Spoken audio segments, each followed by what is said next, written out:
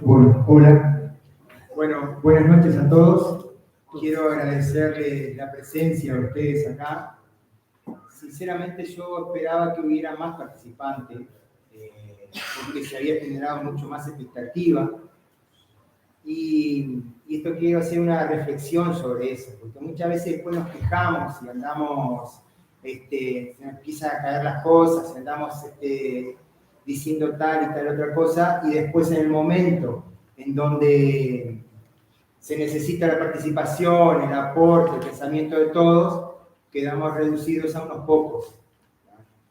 Yo siempre, a veces me dan ganas cuando opinan por los grupos de WhatsApp y eso, decir, levantá el traste del sillón y andá y salí a cambiar la realidad.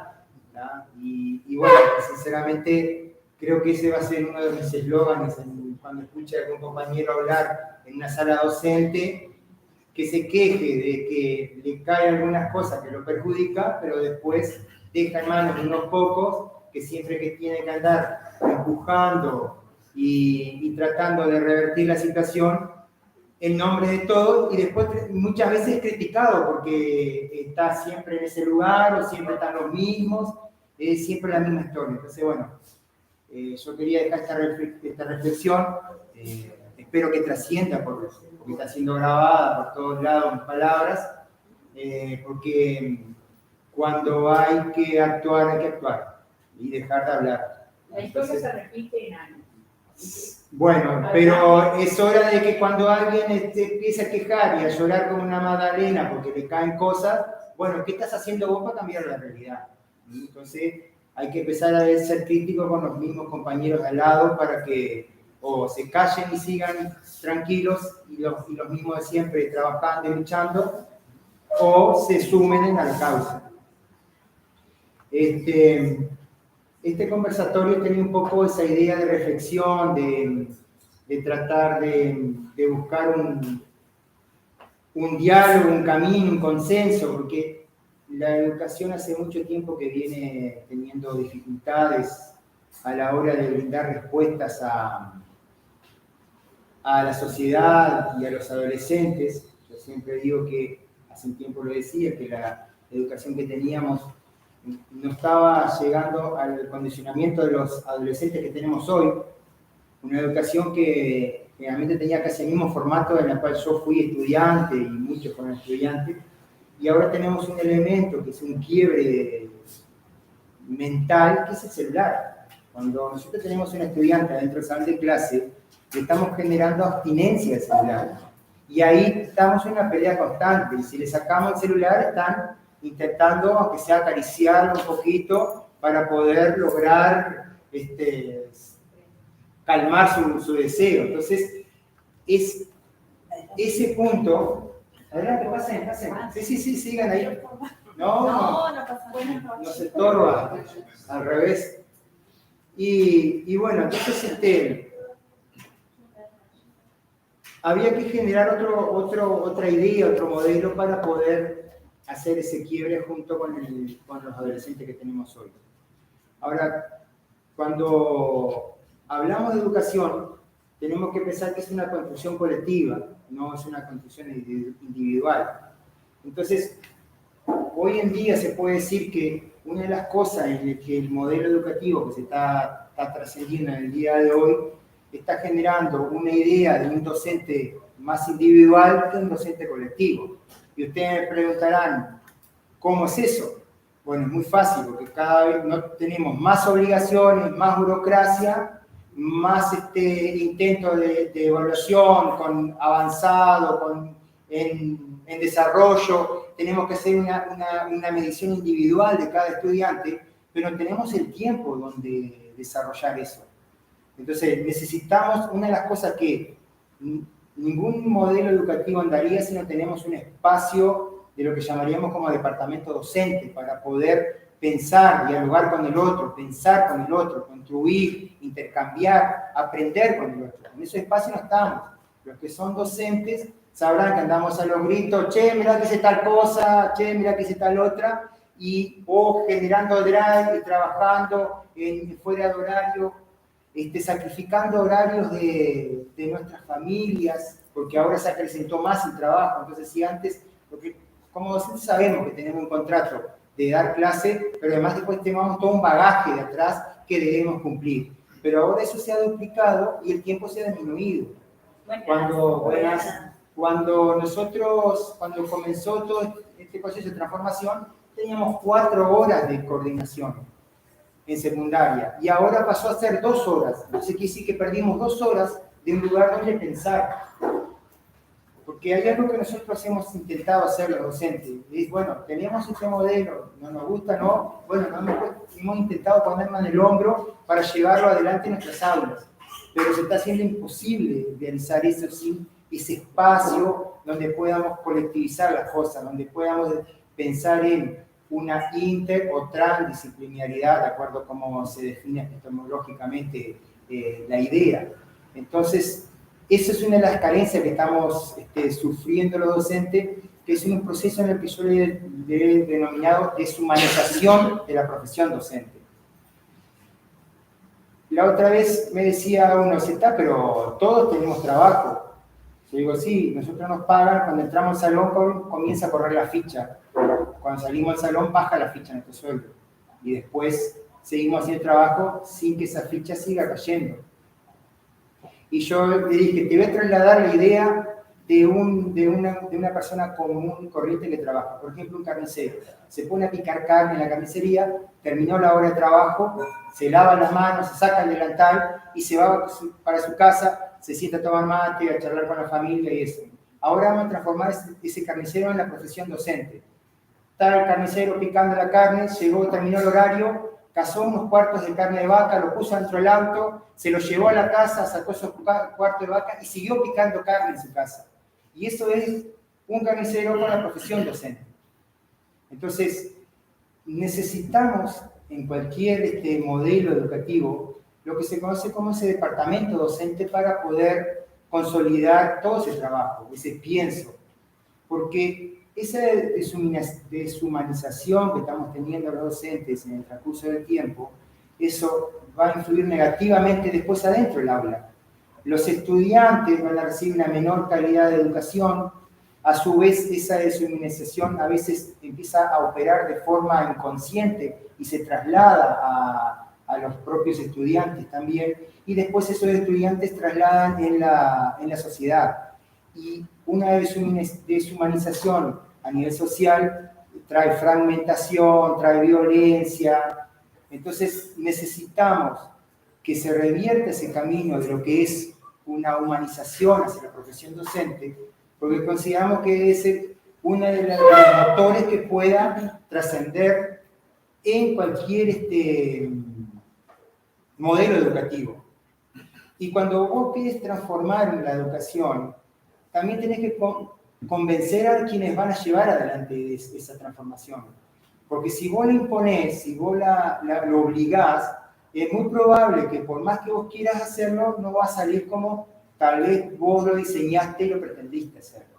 Entonces, esas cosas para un nuevo modelo educativo, para una educación que el Uruguay va a necesitar, que después los compañeros van a delinear un poco más profundo, necesita de esos espacios humanizadores para la profesión docente. Porque nosotros sabemos que los estudiantes son el centro de la educación.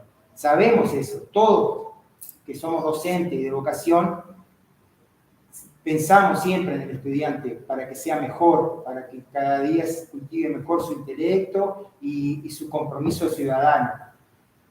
pero también no podemos olvidarnos en la transformación la otra pata de ese binomio que es docente-estudiante. Si no generamos un bienestar para el docente, es imposible que pueda trascender en un aprendizaje fructífero para los estudiantes. Entonces, el modelo educativo que debería plantarse a través del tiempo, de mi perspectiva, es esa humanización hacia el docente como un espacio para trabajar colectivo y no individualmente. ¿Ah? Muchas gracias, disculpen mi Arrancaste cruzado. Arranqué, sí, claro. Pero arranqué pero me humanicé al final. Así que, bueno, usted va, Adriana. ¿Sigo yo? Bueno, a ver. Bueno, buenas noches. Mi nombre es Adriana Trócoli, soy maestra. Y bueno, me preocupo y me ocupo por los temas educativos. Trabajo en formación docente, trabajo también en una universidad, donde también doy clases a estudiantes magisteriales. Y bueno, me convoca este conversatorio, esta participación. Y a pesar de lo que dice Douglas, de que hay poca gente, yo creo que me encanta la gente que hay porque sí le interesa lo educativo y apuesta a lo educativo, así que les agradezco estar acá,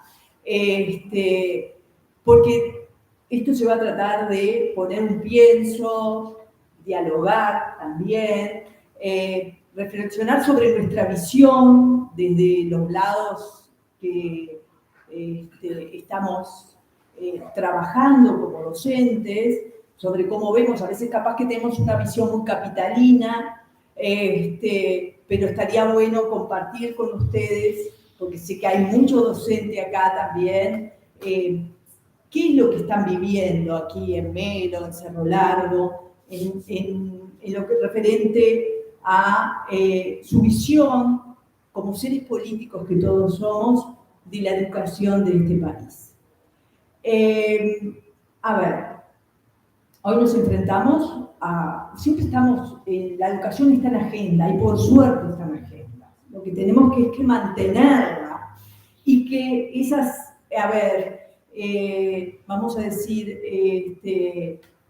necesidades o spots políticos de campaña acerca de lo que se va a hacer, o las reformas, o los cambios, bueno, trasciendan, o sea, logren, yo creo que no hay ningún docente que diga no al cambio, porque el cambio es parte de lo social, y siempre estamos en un tema de necesidades de adaptarnos a lo que la realidad nos exige con nuestros alumnos. Por lo tanto, el cambio siempre es bienvenido. El tema es cómo se hace ese cambio. Cómo, desde dónde, desde qué principios, teniendo en cuenta qué. Y bueno, creo que estos últimos años, cuando se plantea una transformación educativa, muchos docentes dijimos bienvenida a la transformación, teniendo en cuenta muchas aspiraciones desde las distintas instituciones educativas por la situación diagnóstica que ya todos sabemos que veníamos atravesando. A ver, las situaciones no decantan por 3, 4, sino que vienen, de alguna manera se arrastran. Y uno cree que no tiene que invalidar lo anterior jamás en educación. Por eso es tan importante que lo educativo trascienda gobiernos, partidos de turno, colores de turno, sindicatos. Necesitamos una educación de agenda, de acuerdos, que sean a largo plazo. Ninguna transformación, ninguna reforma se puede hacer en 4 años ni en 10. cuando es genuina y es auténtica y se hace como se debe hacer. Hoy hay algo que de alguna manera, por mi parte, me convoca, que es, bueno, ¿qué está pasando? Sobre todo yo vengo de la parte magisterial, de la parte de la escuela, esa primera institución tan vulnerable, que es la primera en desafiar a la sociedad, porque desde el sistema educativo tiene que intentar o hacer lo que la primera institución política, formal, educativa, que es la familia, no lo logró hacer. En Uruguay tenemos instalado desde hace varios años un porcentaje de pobreza infantil que la verdad que nos pone el semáforo en amarillo y ya en rojo. Hoy por hoy un 12% de pobreza infantil, pensando que tenemos una población desde la infancia, adolescencia, de casi 700.000 estudiantes, creo que menos, porque vieron que todavía los datos del censo no están, pero nos vamos a llevar una gran alarma cuando se publiquen esos datos, pero los sociólogos y los que trabajan en esto ya prevén ir bajando el número de estudiantil, hay que en una década tengamos 100.000 estudiantes menos. A ver, ese es un gran desafío que Uruguay se afronta como se enfrenta muchos países de este mundo. Puede ser una oportunidad para tratar de salvaguardar más y mejor a nuestra población en etapa estudiantil, o pueden ser un desperdicio.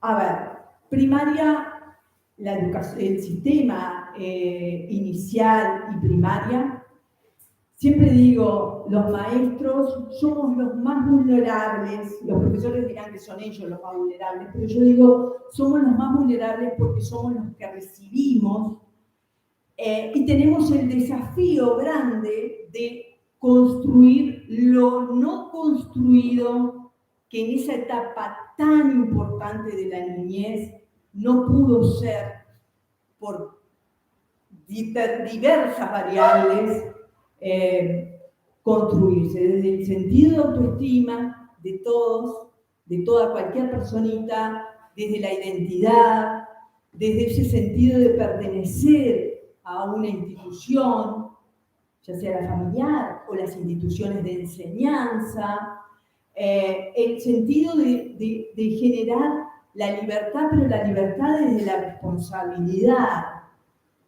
Estos conceptos de los que estoy hablando son construcciones hasta filosóficas, y hay un gran tema tan que se opone.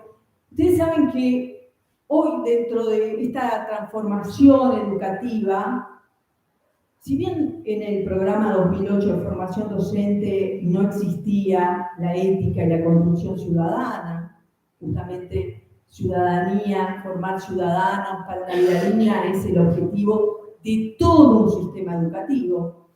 Los docentes en el Uruguay no reciben una formación en esa dimensión tan importante para poder ser reflexivo hasta con tu vida misma.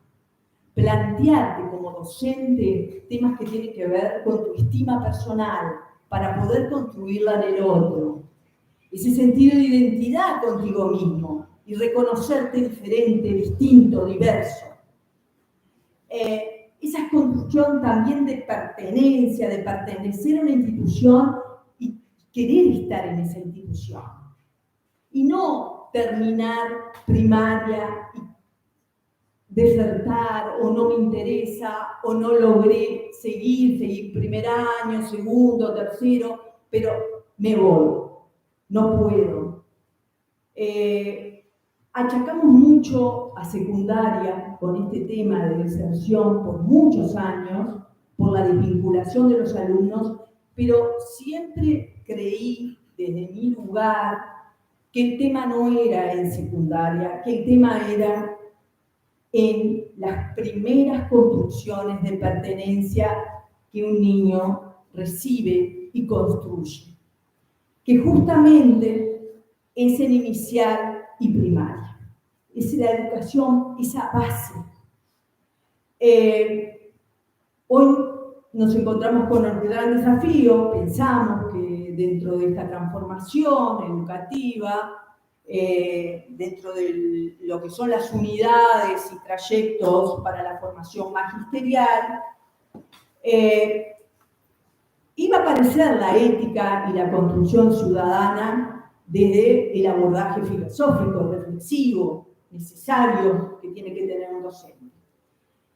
Sí, escucharon y la pusieron, pero es un semestre donde no es dictada por profesores de filosofía, sino de derecho.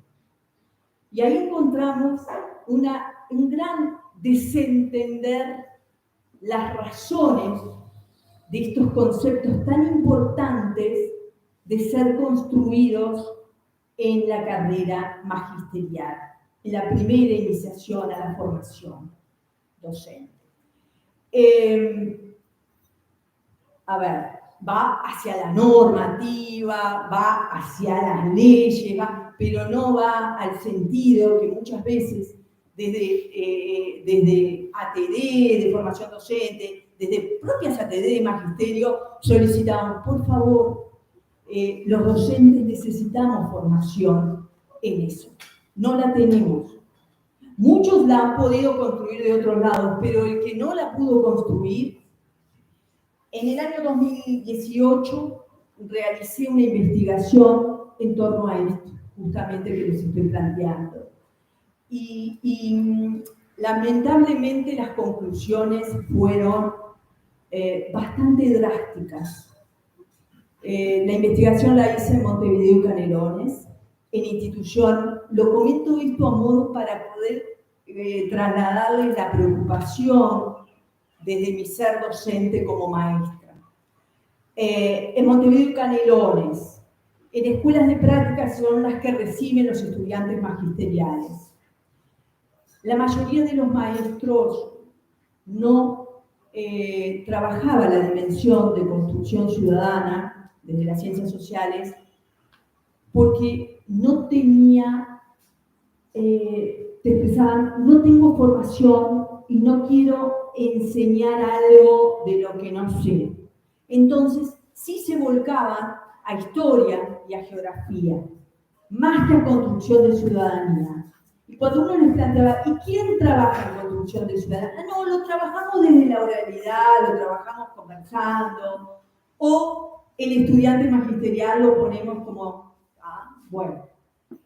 Y eso es yo creo que en esto, desde el 18 hasta acá, no ha pasado nada, no ha cambiado nada, y no va a cambiar tampoco. O sea, que los vacíos persisten. Los vacíos que hoy esta transformación anhelada por todos nos está dejando, van a repercutir en el futuro y van a hacer que de alguna manera nos demuestre que a veces las transformaciones tienen que ser pensadas desde los territorios, con las voces de los docentes, en acuerdos, y entender qué es lo que debemos priorizar. No es todo aplicable. Primeramente hay que pensar en las condiciones en que están nuestras instituciones educativas, de primaria, secundaria, UTU, formación docente también. Hay caos. Y el caos viene no solamente por un tema de desencuentros y conflicto, sino también estamos solos. Hay un vacío en las instituciones. Faltan actores hoy para encontrar, para entender cómo organizamos esta realidad, este mundo en el que vivimos.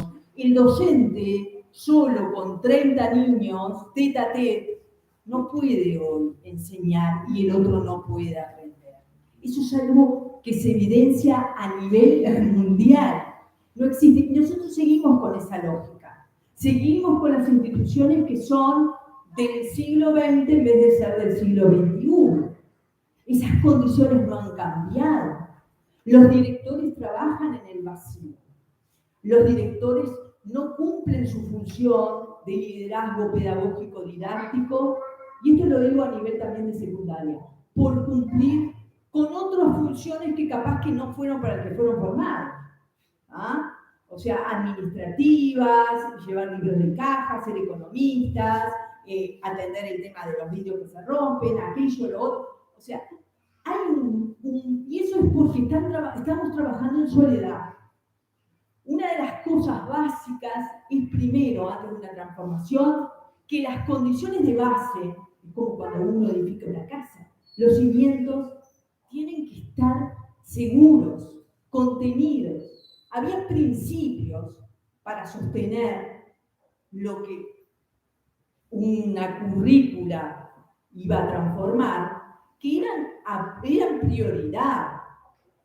No lo pudimos lograr, es verdad, y esas son autocríticas que tenemos que hacernos en gobiernos anteriores, pero tampoco esta tan pamfleteada transformación educativa lo pudo lograr. Hoy nos encontramos con que los vacíos siguen, que solamente cambian las palabras, pero es todo lo mismo, todo igual. Uno queda con esa cosa como de, yo no quiero instalar la desesperanza, porque al revés, los educadores son lo primero que tenemos que tener es la esperanza, pero sí plantearnos, y desde este conversatorio, ¿qué se hace? ¿Qué se prioriza? ¿Qué es lo fundamental para que nuestros alumnos aprendan? Porque este país necesita y se merece que nuestros pocos niños se eduquen y tengan y reciban una educación de calidad. Tanto que se habla de la calidad, entender qué quiere decir eso. Pero un aula con 30 estudiantes y un docente atendiendo múltiples casos y una heterogeneidad de situaciones, es imposible que alguien enseñe y que el otro aprenda. Por eso, a ver, las condiciones de base, instalarlas antes que cualquier transformación, que son parte de la transformación. Me voy, creo que termino aquí con el tema de la formación docente, de la formación de nuestros maestros. Quedan muchos vacíos, los vacíos persisten, no cambió la situación, por lo tanto, al revés, se perdieron espacios de construcción que eran los más fuertes, los más potentes, por optativas o por, a veces, no estar en los territorios y no saber y no poner el pienso. Yo no descalifico ninguna transformación porque creo que también hubo voluntad, hubo intenciones, y uno no piensa que la gente hace las cosas por maldad, al revés. Todos tenemos nuestras razones, pero que no hubo voz docente y que no se atendió requerimientos, solicitudes, y pensar en acuerdos, sí nos pasó.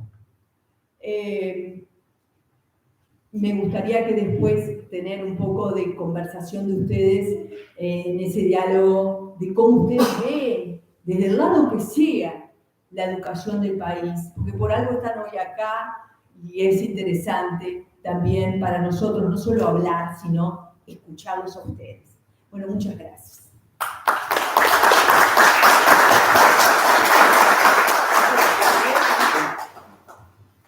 Bueno, buenas noches. Un gusto estar acá. acá, ahora ya somos casi medio centenar, Douglas estaba ahí como medio no somos al principio de Trope, pero estamos siempre docente cuando le dice a los estudiantes, a los que están, le dice, porque no puede seguir faltando, pero son los que están, pero vos le decís, porque igual, siempre se corre la voz, ¿viste? Lo que decía Adrián, hay que tener también horas de terapia docente para descargar, volver, pensar, y no, pero la verdad que charlando en serio, un viernes a esta hora estemos todos acá, me parece que al principio podía generar alguna cosa, pero es muy interesante.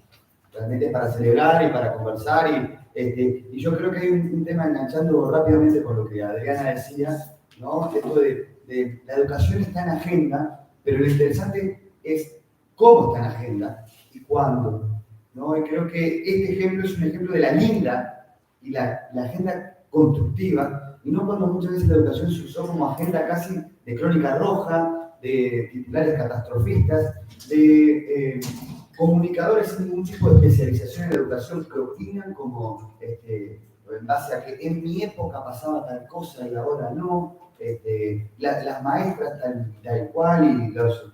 ¿no? Es decir, la educación en un momento se convirtió en un juego de redes sociales y de titulares escandalosos sin ningún tipo de construcción histórica y de respeto a lo que son los procesos pedagógicos que llevan otros tiempos, ¿no? Y acompañado de eso con un uso electoral que por supuesto que es parte de nuestra historia, y en esto no estoy diciendo que sea responsabilidad de un solo tipo de actor, sino que la cuestión electoral, yo lo digo con mucho dolor también, porque bueno, yo siempre represento más como un frente amplista ecuménico, soy docente de historia, me llevan todos estos temas, pero no creo que ningún partido tenga la verdad absoluta, pero cuando el frente amplio entró del ADN educativo, ¿no? Fue un desconocimiento terrible a nuestras propias tradiciones pedagógicas creativas, no por ser tradicionalista y quedarnos en el pasado. Yo junto con un colega que es profe de pedagogía, que tuve el gusto de conocer, con Marcos, que además es historiador de acá del medio, nos contaba la historia de que remueve todo el proyecto de la escuela del auto de acá, alternativa, ¿no? Y después conversábamos, ¿no? Y, bueno, como hay tantos proyectos históricos en Uruguay, hay que hablar de la Mina, Miguel Soler, o bueno, hablábamos de Otto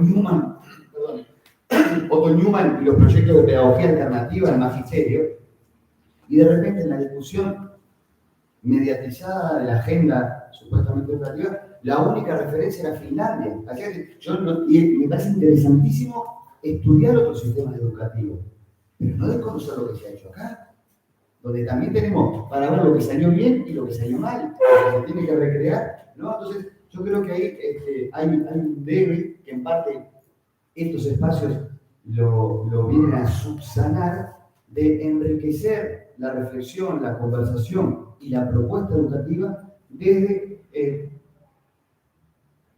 posturas más sólidas en cuanto al conocimiento y la reflexión sobre el hecho educativo, sobre la enseñanza, sobre la sociología de la educación, sobre la pedagogía. Y eso no quiere decir que sea solo un atributo porque cuando se habla solo de expertos en educación, también ahí corremos un peligro, porque tienen que dialogar, o sea, el peligro es que hablen solo los expertos. Los expertos son siempre muy bienvenidos, porque hacen estudios, enfoques, análisis que nos informan con datos, pero están las realidades de los territorios, de las comunidades, de las familias, ¿no? Entonces, esa integración yo creo que es muy necesaria para poder pensar la educación en una clave mucho más de política de país que de política de campaña, o que de levantar unos cuantos likes con un titular escandaloso y que repite, y una discusión.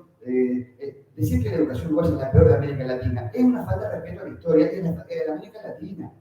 Tenemos problemas en Uruguay, eso no hay que esconder los problemas, pero hay gente que ha dicho eso livianamente en Uruguay, que quizá nos han dicho otros pedagogos, investigadores del resto de América Latina. Bueno, es los sistemas educativos con sus trancas, pero socialmente más sólido, históricamente más sólido, con cosas a mejorar, por cierto, pero de los peores. Por eso nos vamos para atrás tanto, que parece que hay que reinventarlo todo. Por eso comenté lo del ADN, para que no se piense que es un tema solo de hoy. A veces son como posturas de la educación que son cíclicas y perdemos de vista cómo la educación en realidad tiene un trasfondo mucho más constructivo en nuestro país, que es sobre el que creo que tenemos que conversar un poco. Yo ahí creo que hay un asunto, ¿no? que lo ato un poco con mi especialización más en la historia, ¿no?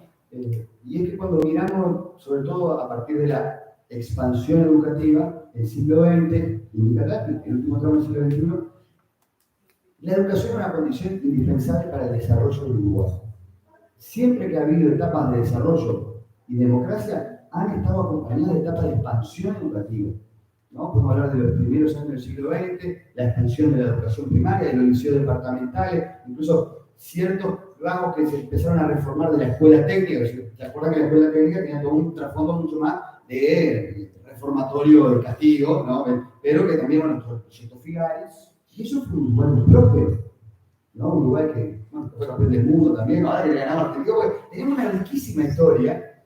No es que le ganamos a Argentina en el rebote, ni por Bielsa sola, son procesos colectivos, históricos, culturales. Lo mismo en los años 40 y 50, cuando se expandió, sobre todo a nivel urbano, la matrícula en secundario.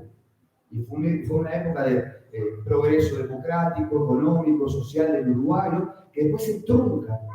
Fines de los 60, la dictadura, ¿no? Y ahí hubo mucha complicación. Y cuando terminó el siglo XX, Uruguay tenía una muy buena base de matrícula en primaria, una base media incompleta en secundaria, porque tampoco hay que mentirnos con que antes la educación secundaria era buenísima a lo que iba, pero no iba, miren que en 1980 ni el 30% hacia bachillerato.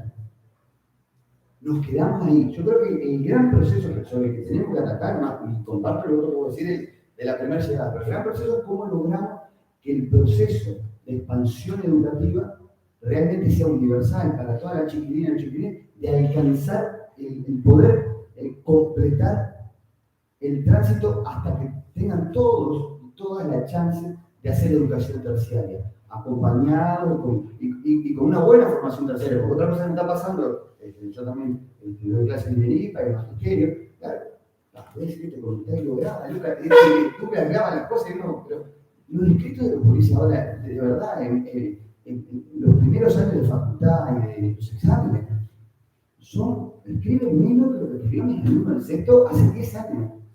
¿Por qué hay un cambio también cultural? Que tenemos, y porque no están acompañados, y porque el proceso ha sido, la pandemia también golpeó mucho el tema de la producción escrita ahora. Yo tuve una materia que es social, ¿no? Del área social, es muy complejo como lo abordamos. Y de repente tenés cursos, como nos pasa, yo doy clase también en la FIC, por ejemplo, en la Facultad de Información y Comunicación, con 1000 estudiantes somos 4 profesores. ¿Cómo hace la universidad para poder acompañar a esos chiquilines? ¿No? Es decir, es todo un desafío, porque podemos decir, muy bien, está abierta, yo estoy a favor de la matrícula libre, pero que vayan a cursar así, aquel que tiene herramientas en su familia, en su trayectoria previa, puede proseguir y el otro no.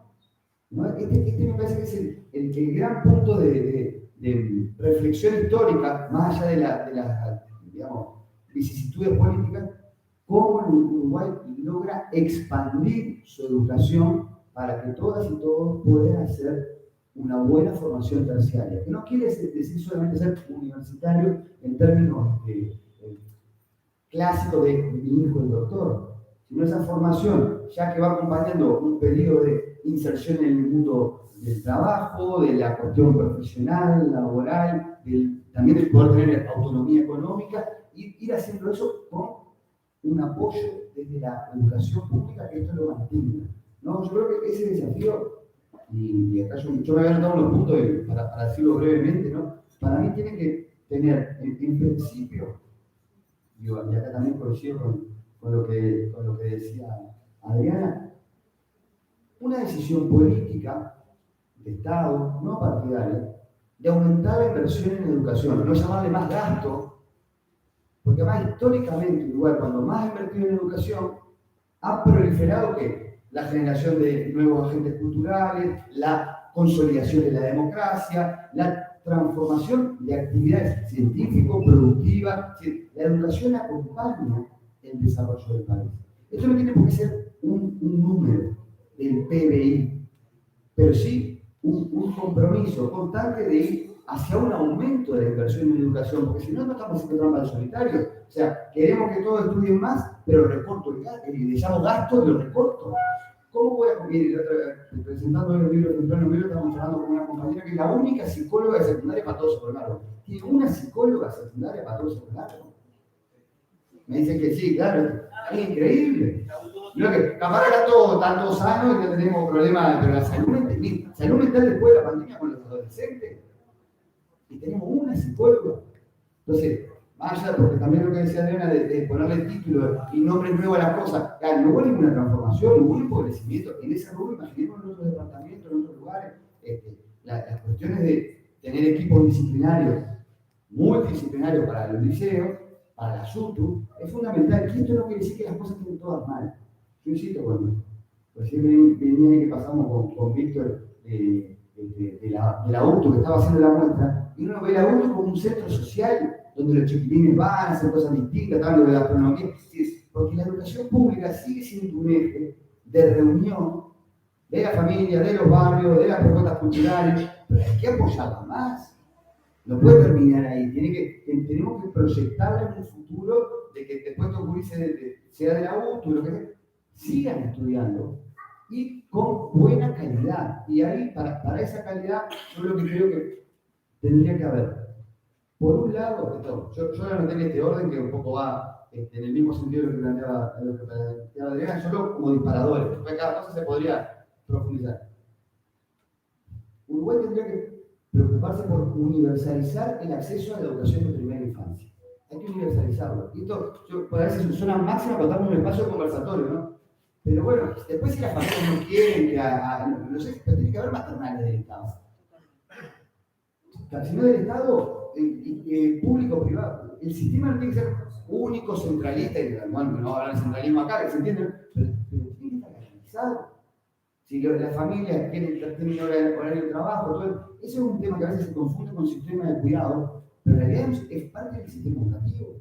Yo creo que eso es un punto que tiene que estar garantizado. Lo segundo, más allá de que ahora me estoy pensando con lo que vos planteabas de la ética, Adriana, yo creo que a nivel de educación primaria hay que complementar, no tiene por qué ser solo tarea de las maestras, formación deportiva, artística y científica, y que puede ser opcional, pero tenemos un país que nos encanta el deporte y todo el tiempo puede ser combinado con los clubes de barrio, pero tienen que jugar los chiquilines, tienen que conocer a nuestros artistas, tienen que poder sacar fotos y decir, yo no caer con el celular, pero que van a ir a la escuela, tener las 4 horas más de la escuela. Bueno, el modelo a corregir, pero de la escuela de tiempo completo, ofrecer talleres, otras cosas, me parece que es una cosa que Uruguay tendría que entender. Yo no estoy diciendo que los chiquilines tienen que estar siempre 8 horas yendo a una institución. Se puede articular con la comunidad, pero es necesario que eso se garantice, y para mí es muy importante que se fomente el deporte femenino. Nosotros estamos viviendo una etapa donde la perspectiva de género nos abre la idea de que teníamos un siglo XX que fue principalmente masculino lo público.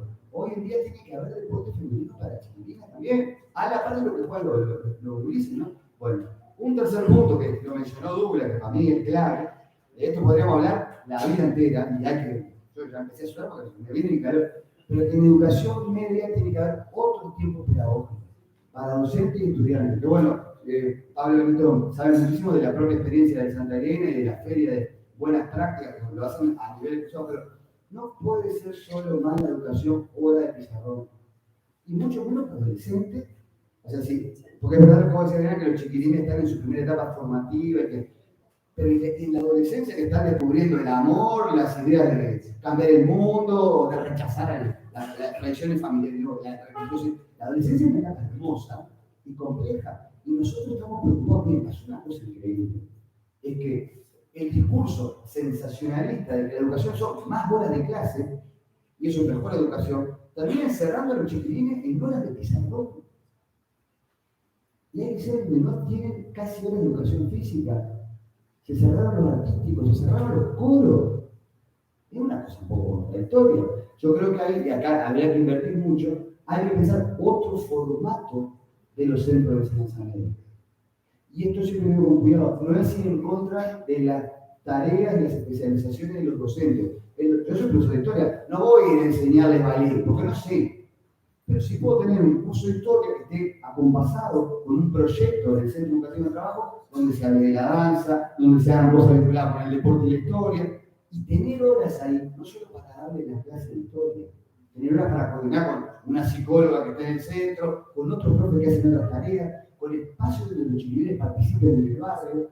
Eso requiere lo que se ha recortado, que no es las horas de coordinación, sino tiempo pedagógico en los centros, y no solo exclusivamente de asignatura, porque una de las cosas que para mí es una gran frustración, yo no apoyaba la transformación educativa, pero es que bueno, se discutía mucho el asignaturismo, ¿no? Que tenés 12 materias, claro, bueno, la verdad que a veces es complicado, ¿no? Pero no se cambió nada de eso, tienes más materias. Y no hay una interacción entre las distintas materias. Cambiaron los nombres de una materia, no sé qué.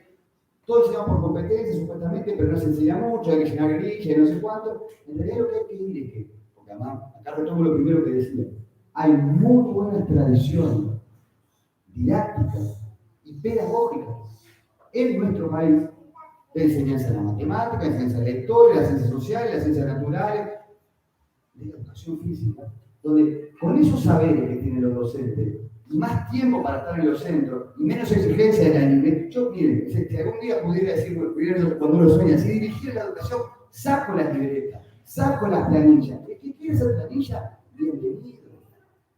Pero lo importante es cómo construye los tiempos pedagógicos con los chiquilines. No que le tengan que rendir a un inspector, a un subinspector, a un mega, no sé cuándo. Ahora hasta tenemos como virtualmente, ¿vieron? Hay que subir cosas, un robotito que se fija cuántas clases diste. Es una falacia de control de eso. Lo importante es que y engorrosa, porque, bueno, no sé si acá era la profe de secundaria, pero en las coordinaciones, cuando vienen los mentores, no sé si vieron lo que era el curso de planificación, que yo trabajaba en el 18, o sea, en el 18 le decía la factura de Antel, porque tenía más cosas para llenar, ¿no? Y el pobre mentor, que la verdad que el loco le ponía buena onda, y yo decía, bueno, copien y peguen de acá y de allá, porque al final la gente no sabía qué poner, la gente venía el cierre de promedio. Toda esa carga burocratizadora empobrece la educación, es ineficiente, incluso para los que tienen discurso economicista. Señores, todo lo contrario. Digamos, bueno, esto hoy no puedo participar con otras cosas, yo he escuchado mucho a Renato Perti. Una de las grandes claves para transformar la educación es la confianza en los docentes, y la confianza en los docentes como hacedores de momentos de transformación educativa. No es la confianza de hacer lo que quiera, porque obviamente que también, y esto es parte de, creo yo, pensando en una política, si vamos a generar un cambio en la disposición de los centros, y los docentes van a tener más tiempo, obviamente que también hay que ser más exigentes con respecto a que sean tiempos de calidad para los chiquilines. Mira, como tengo 6 horas, voy a tomar mate en la coordinación. No, porque ética, de ahí viene la cuestión ética. Éticamente lo que supone que voy a estar más con los chiquilines, pero la mayoría de las personas que estamos en la educación sabemos que los profesores se preocupan por los chiquilines, que tratan de que no tienen tiempo. Demos los tiempos, exijamos más calidad, y eso va a ser, de verdad, mucho más eficiente para incorporar las herramientas del CEBAL, para tener otras perspectivas que hagan posible la enseñanza, porque muchas veces la enseñanza por proyectos. La enseñanza por proyectos requiere planificación. Pero lo que voy a hacer el drive, Douglas, no sé si les ha pasado, llenen un drive, te dice. Bueno, ¿y cómo llenamos el drive? Hay profesores que no saben, miren, esto pasa, subir las cosas todavía crea. Entonces, y eso va variando, pero yo creo que si hubiera una apuesta a invertir en esto, a tener otros tiempos pedagógicos, ni que hablar que para las chiquilines y los chiquilines, la experiencia de los liceos, de los centros de enseñanza media, va a ser mucho más positiva, ¿no? Y esto creo que la escala también nos va a ayudar en la posibilidad de que, si hay decisión política, se construya a mediano plazo. Yo agrego como penúltimo punto que esto debería estar acompañado de una extensión del plan CEBAL, de una extensión pedagógica. El plan CEBAL, no sé si hay profe de robótica, no se enojen conmigo, yo lo digo con mucho gusto, pero no es solo para hacer experimentos robóticos.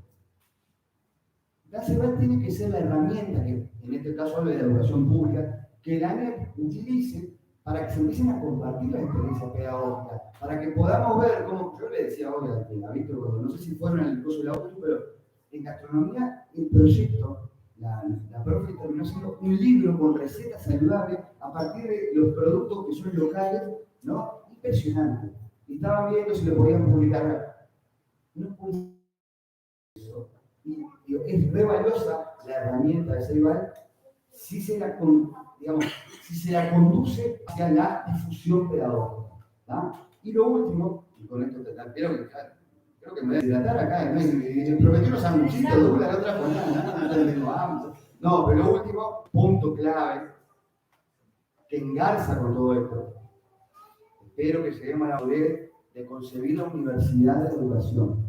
Porque la universidad de la educación, lo digo punto clave, porque si los docentes nos continuamos formando como podemos, hacemos maestría, todo va a ser en un sistema todavía muy desarticulado. Lo que decía Adriana del caos, no quiero abrir la puerta, es caótica ahora la formación docente. Y es quizá el sistema más nacional que hay. Yo he podido colaborar con algunas horas en el CFE, en la consejería docente, y donde más institutos tienen una institución educativa en todo el país, es la formación docente. Entre SER, IFED, IPA, Magisterio, es la que tiene más alcance nacional. Bueno, hay que dar el salto para que eso se convierta en universitario, y no es por arte de cambiar el nombre o dar una prueba. Porque además, si se convierte en universitario, todo esto se puede potenciar, porque vamos a tener espacio para que los docentes se formen en ética, se formen en herramienta informática, en cómo trabajar en equipo, ¿no? Y además, y con esto termino, eso supone entrar al siglo XXI de la educación, concibiendo la docencia como una profesión universitaria de calidad y no como un espacio secundario de los servicios y cuidado de los juicios. La educación no es más guardería. La educación es nuestro futuro para el desarrollo económico, cultural, democrático. Entonces, las y los docentes tienen que tener el mismo estatus de la mayor acreditación posible, la exigencia de hacer maestría, de actualizarse, de ir a congreso, de leer los temas actualizados. Lo que vos decías en eso que a veces van a historia y geografía. Mirá, solo esta anécdota para cerrar, ¿no? Pero yo he dado clases de magisterio hace unos años, después se cortó el año pasado porque sacaron historia, ahora apareció el segundo. Entonces, a las gurisas, que muchas gurisas que hacen magisterios son las primeras que llegan de su familia a la educación terciaria. O sea que estamos en un proceso también interesante, pero también tienen un background cultural a veces muy débil. Entonces decía, bueno, ¿cómo haríamos para dar una clase de Artigas? Y la gurisa no había tenido, por ejemplo, no habían hecho historia en el liceo porque habían hecho biológico, iban a buscar internet y como podían. ¿Por qué? Porque no teníamos tiempo para que hubiera una profesionalización de la enseñanza en formación docente para que conociera la historiografía, la postura más crítica, los avances. Entonces, si tenemos una universidad de la educación, si la concebimos como yo creo que es el gran trampolín para transformar la educación, ¿no? Que de alguna manera podría dar todo esto y, no sé, yo siempre tengo como un sueño un poco, esto yo lo planteo, fue terapia ayer, pero no sé que no lo logré sacarte como Douglas, pero al revés. Es como un sueño frustrado. Uruguay tiene tremendos valores históricos en aspectos políticos, culturales, democráticos, futbolísticos, de verdad. Y en educación también. No puede ser que estemos trancados hace 20 años, ¿no? Con cómo pensar colectivamente, y si nos escucháramos todos un poco más, invirtiendo en tener una educación de verdad para el siglo XXI con, digamos, perspectiva de desarrollo y democracia. Pero bueno, capaz que esto es un disparador y vamos a ir construyéndola.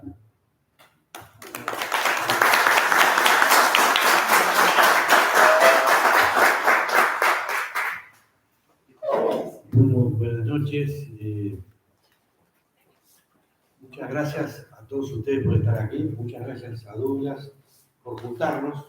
Nos conocemos, pero no siempre hemos tenido la oportunidad de estar en un panel. Así que muchas gracias por esta oportunidad. Es un gusto. Y casi no me dejaron mucho para decir. Pero bueno, voy a tratar de ganar alguna cosa. Me venía mientras escuchaba a Adriana y a Gabriel, me pasaba la clave histórica de las discusiones que hemos tenido en la educación. Yo no diría en los últimos 20, sino en los últimos 40, ¿no? Yo digo, me venía el verso de León Felipe, ¿no? Me han dormido con todos los cuentos y conozco todos los cuentos. No quiero con esto transmitir un desánimo y una actitud de descreimiento, todo lo contrario. Creo que tenemos que aprender de eso. Hace 40 años discutimos, creo que mal, de educación. Nos enfrentamos, nos matamos, generamos palabras secuestradas, ¿no? Uno en una época entraba a una sala de profesores y hablaba, decía reforma Rama, y era el diablo. Hablaba del presupuesto, y del otro lado, eso era también una palabra maldita. Y hoy uno cada vez que va a decir hay que transformar la educación, se pone a pensar, no, pero no es la transformación educativa, ¿no? Entonces, cómo a veces las discusiones que hemos tenido y cómo hemos procesado las discusiones en educación, creo que tenemos que hacer una autocrítica, todos, los actores políticos, sindicales, nosotros como docentes, la sociedad, porque no siempre todo está bien ni todo está mal. Y con esto no quiero tener una postura ecléctica de que más o menos hay una postura intermedia. Yo creo que el conflicto es bueno, es parte de la vida de la sociedad, pero a veces hay que encontrar algunos puntos que nos den permanencia, porque ¿qué precisa la educación? Precisa innovación, sí, pero precisa permanencia. La palabra constancia, pero creo que hay que combinar, y es un muy buen maridaje, innovación y constancia, porque sin eso, de verdad, no pasa nada en el sistema educativo. Y es la sensación que uno tiene hoy. Lo que pasa es enojo, malestar, burocracia. Pero ¿cuánto de todas las propuestas que de pronto uno puede compartir en algunos aspectos, algunas hojas de ruta, algunos conceptos, pero cuánto de esos documentos entró al aula? Si en educación los cambios no entran al aula, la educación no cambia. Y para que la educación entre al aula, nunca nadie puede pensar que esas transformaciones, esos cambios, se pueden hacer a costa de los docentes, o sin los docentes, o contra los docentes. Y acá no hablo de los sindicatos, estoy hablando del cuerpo docente, que tiene que embarcarse en un proceso de confianza y de credibilidad hacia que vamos a un rumbo determinado. Yo creo que podríamos repasar las discusiones de falsa oposición que hemos tenido, ¿no? En una época discutíamos asignaturas o áreas, en la época de Ramos, ¿verdad? Y uno hoy lo mira en perspectiva y dice, bueno, en realidad no era ni asignaturas ni áreas. Asignaturas sí, pero asignaturas abiertas al intercambio, a la coordinación, a la interdisciplinaridad. Quizás entre esas dos antinomias, el concepto era la interdisciplinariedad. Algo de razón había en las intuiciones de esos intercambios. Se hizo de mala manera y eso generó una fractura en el cuerpo docente nacional, que costó muchísimos años luego recomponer. Y creo que este proceso que estamos viviendo, que como decían los compañeros, no todo es malo, pero realmente el proceso de transformación no se ha activado. Y hay malestar docente. Y por eso digo que Neil Ascott, que es un académico inglés muy importante, dice, el cambio en educación es técnicamente sencillo. Hacer documentos técnicos valiosos, no digo que sea fácil, pero es relativamente sencillo. Pero es muy complejo desde el punto de vista social y político. O sea, cambiar la educación es un proceso técnico, pero es también un proceso social y político. Y si no nos damos cuenta de eso, derramos algún ñacazo. Y por eso creo que como los cambios tienen que tener permanencia en el tiempo, hay que hacer acuerdos de largo plazo. Porque hay que perder la ilusión de que va a venir un gran reformador y que en un periodo va a lograr resolver los problemas que tiene el sistema educativo. Eso precisa acuerdos de largo plazo. No en todo, pero algunos acuerdos mínimos. No sé si hay algún profesor de matemática acá, pero yo siempre digo, busquemos el mínimo común múltiplo. lo que multiplica y no el máximo común divisor. Y que haya una zona de discusión y de conflicto, pero que en algunas cosas nos pongamos de acuerdo. Gabriel planteaba un punto que para mí es crucial. ¿Cómo podemos discutir en este país si la educación tiene el presupuesto suficiente? Está clarísimo que la educación tiene grandes falencias y que para hacer cambios se precisa presupuesto, más presupuesto. ¿Quién puede pensar o combatir la idea de que la docencia tiene que ser universitaria, la formación docente? Creo que ahí hay otro consenso. El problema es que estuvimos a punto en el periodo anterior de lograr una universidad de la educación. Bueno, por algunas razones no se lograron los acuerdos, no tuvieron los votos para crear un ente autónomo, y después lo que vino ha sido mucho peor. O sea, quizás hoy con el diario del lunes dijimos, bueno, capaz que había que haber dado algún paso y no este atajo que hoy estamos teniendo, que yo opino personalmente que no dignifica la profesión docente. Entonces, yo creo que hay que buscar el reformador del siglo XXI. Pero el reformador del siglo XXI no es Juan Pérez, sino que es... Creo que sí. No es...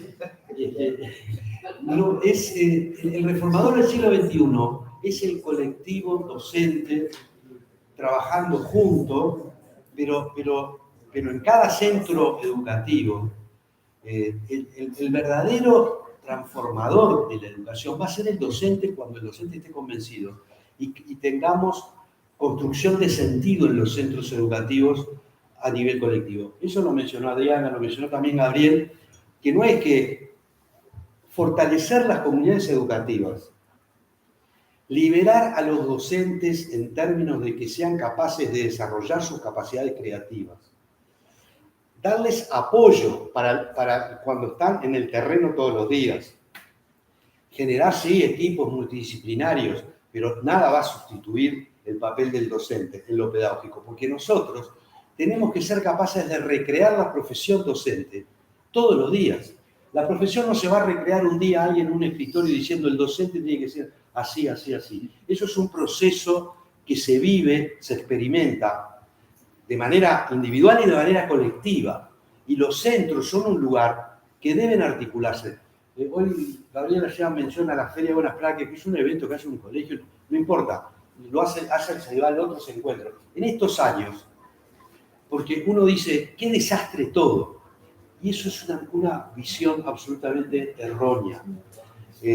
No fue un desastre el periodo pasado y no es un desastre este periodo. ¿Por qué? Porque el docente y los colectivos docentes siguen funcionando, siguen creciendo en su profesión. Que hay malos docentes, los hay, como hay en todos lados, pero hay muy buenos que además son explicación de por qué pasan cosas buenas en el sistema educativo a pesar de todos los problemas que tenemos. Y acá no se trata de autocomplacernos. Lo que sí tenemos que desafiarnos a recrear la profesión y decir que siguen pasando cosas buenas y uno ha visto experiencias. Y por eso estoy más proclive a pensar, más que una macro reforma, madre de todas las reformas del sistema educativo, a trabajar desde los espacios creativos, colectivos, en cada centro, articulados, con orientación, con apoyo, no con independencia que yo hago lo que se me antoja, sino en un marco de líneas claras, pero no con inspecciones que permanentemente soliciten rendir cuentas de una manera burocrática. A mayor autonomía, por supuesto que mayor responsabilidad. Lo decía Longarani, ¿no? Un gran poder implica una gran responsabilidad. Pero bueno, ese poder que de alguna manera hay que seguir construyendo, porque es ahí donde verdaderamente vamos a generar procesos de avance. Yo creo que hay muchas cosas para mejorar, hay muchas cosas para valorar y hay muchas cosas para mejorar.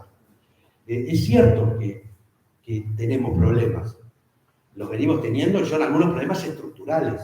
Nosotros tenemos una brecha de inequidad en los aprendizajes y en los egresos que es muy hiriente para la sensibilidad republicana, social, etc. Porque realmente en muchos lugares depende del barrio donde naciste hasta dónde vas a llegar y qué vas a aprender.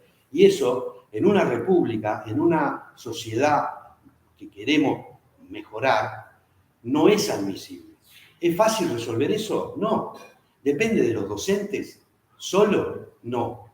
¿Los docentes tienen algo que ver con la construcción de eso? Sí. Y por tanto, porque si no asumimos también esa responsabilidad, estamos corriendo el riesgo de decir, lo nuestro no es tan importante.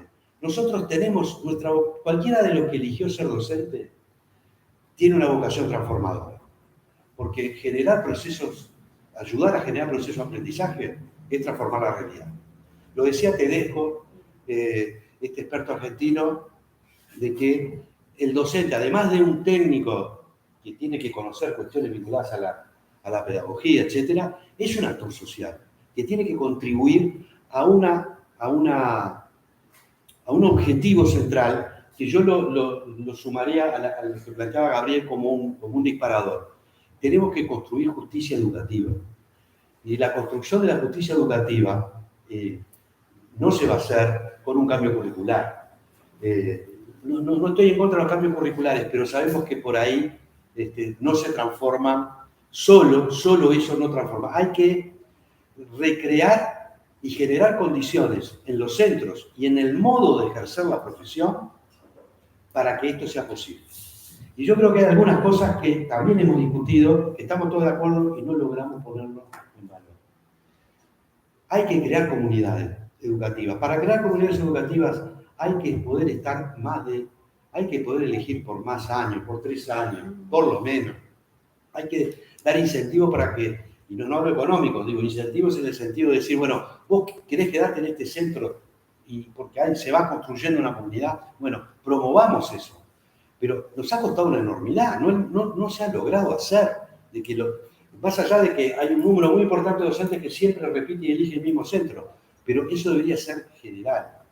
Y el otro tema que también se mencionó, que es clave, el docente no es solo un dador de clases, lo que es maravilloso, pero no es solo eso. Porque para poder dar clase y trabajar y construir escenarios de aprendizaje, se precisa tiempo. La gran revolución educativa, si ustedes me dicen, pasamos de la no macro de esa forma a la revolución.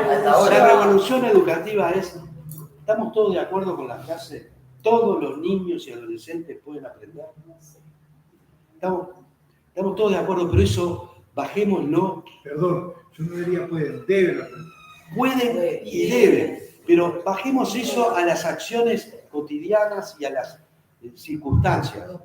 Eso, si lo logramos llevar a la práctica, en todos lados, es tremenda revolución educativa. ¿Quién la va a hacer? Y se va a hacer todos los días en el aula, en el trabajo, en el intercambio docente. Pero para eso, los docentes tienen que tener tiempo. Tiempo para crear, porque dar clases es un acto de creación. Tiempo para trabajar con otros colegas, dialogar, intercambiar, generar proyectos. Y tiempo para formarse, pero esa formación también situada, tener lugar. Entonces, no es lo mismo ir a hacer un posgrado, que es muy bueno, y hay que promover la realización de maestrías, posgrados. Pero también hay una formación en servicio, como se le llamó, un nombre que no me gusta mucho, pero que implica que si vos te formás junto con tus colegas en el centro, eso permite ir construyendo acuerdos y estrategias y autoevaluaciones, porque cuando empezamos a generar escenarios de bajo riesgo, nosotros, los docentes, en una coordinación, en un intercambio, podemos hablar de nuestros problemas. Si no generamos escenarios de bajo riesgo, no hablamos de nuestros problemas, de lo que me cuesta a mí llegarle a fulano o a mengano. Y a veces, bueno, terminamos dando informes para las inspecciones, que es otra cosa que hay que repensar. yo creo que la estructura de inspección hay que repensarla. Hay intentos, hay muy buenos inspectores y otros no tanto, pero creo que hay una estructura que es muy arcaica. Yo genero un cuerpo de inspectores, de controladores, cuando en realidad lo que tenemos que construir es un cuerpo de animadores, de orientadores, de ayuda. Yo trabajé en un proyecto hace muchos años que acompañaba comunidades educativas de primaria en ese caso. Y era realmente maravilloso. Las escuelas aprender, las maestras en el espacio de coordinación planteaban sus problemas, discutíamos, buscábamos estrategias. Cuando ese espacio de coordinación coincidía que venía la inspectora, era todo hermoso, precioso, los maestros no compartían sus problemas, o sea, era en realidad una demostración de un problema real que tenemos, que es cómo establecer en el mismo rol la calificación y la orientación. Es decir, algo ahí tenemos que trabajar, porque esto no está resultando bien. En definitiva, yo creo que sí hay que recrear la profesión docente. Aquel modelo, pero la van a recrear los docentes, no lo va a recrear, repito, no lo va a recrear nadie en un escritorio diciendo hay que hacer esto. Hay que recrear la profesión docente porque el mundo sí cambia, y ha cambiado, y va a seguir cambiando, y cada vez más rápido. El 65% de los niños que hoy entran en primaria van a trabajar en algo cuando egresen, cuando tengan edad mayor, en trabajos que todavía hoy no están. Entonces, asumamos el mundo en el que estamos. Y esto no significa ahora salir como locos atrás de cualquier cosa. Es al revés. Pero sí es necesario recrear el sentido de que aquel modelo para el que nos formaron, por lo menos a mí, ustedes son más jóvenes, donde trabajábamos para el grupo medio, ¿no? Hay que más o menos armar un grupo, donde todos más o menos aprenden de la misma manera. Yo creo que recrear la profesión docente implica, es un desafío enorme, hoy dar clase, porque los niños, los adolescentes, sabemos que no todos aprenden de la misma manera, ni a la misma velocidad, ni tienen los mismos intereses, ni las mismas capacidades. Se trata de personalizar los procesos de enseñanza y aprendizaje, que no es individualizar los procesos, no es ponerle una institutriz a cada alumno, es sí ayudar a construir trayectorias que pueden ser diversas, pero ¿con qué característica? Con una característica de que hay un proceso de cognición social, hay intercambio entre pares, nadie aprende solo, se aprende en colectivo y se aprende con el docente y se aprende entre pares. Por eso, cuando construimos trayectorias, de pronto, más de una trayectoria, porque hay diversidad dentro del aula, que la diversidad no es un problema, debería ser una riqueza, pero para eso debemos formarnos, debemos tener respaldo para poder ir construyendo esa personalización que, repito, no es individualización, sino que es aprendizaje, respetando mis tiempos, mi trayectoria, pero ayudándome con otros, interactuando con otros, porque eso es la clave para los procesos de aprendizaje. Hay otros modelos que hemos tenido que ir modificando y que vamos a tener que seguir modificando. En una época, cuando apareció la tolerancia frente a la diversidad, fue una gran cosa. Hoy miro las cosas que hacíamos, tolerancia, ya la palabra es como vamos a tolerar a algunos que obviamente hemos pasado a modelos de integración después y modelos de educación inclusiva. Hoy se habla mucho de eso. Tenemos déficit en eso, tenemos que trabajar mucho. Y que eso no se resuelve fácilmente, pero tiene que ver con esto. Yo reclamo los equipos multidisciplinarios en los centros. Lo que también reclamo es que nadie ocupe el lugar que nosotros tenemos que ocupar, que es los expertos, los que saben, los que deben construir procesos de enseñanza y aprendizaje, en consecuencia, somos los docentes. Y en ese sentido, no quiero tomar mucho más tiempo, pero quiero hacer una mención en el sentido de que no podemos establecer hora cero de comienzo en cada administración de gobierno.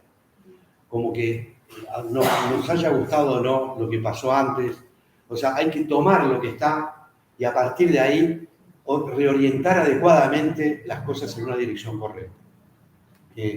A mí me parece que hay que, en la eterna esta discusión que también ha sido como fue la de asignaturas áreas, ahora se produjo una falsa oposición también entre competencias y contenido, y creo que reconozco que el término competencias es polisémico, como el de calidad. Entonces hay que precisar bien de qué hablar. No es vaciar, no es dar menos contenido, no, al revés. Hay que profundizar, hay que construir pensamiento crítico, hay que trabajar el arte y la ciencia, comparto. O sea, y el cuerpo. A veces en el sistema educativo el cuerpo parece que está en el horario de educación física, no, el cuerpo está todo el tiempo.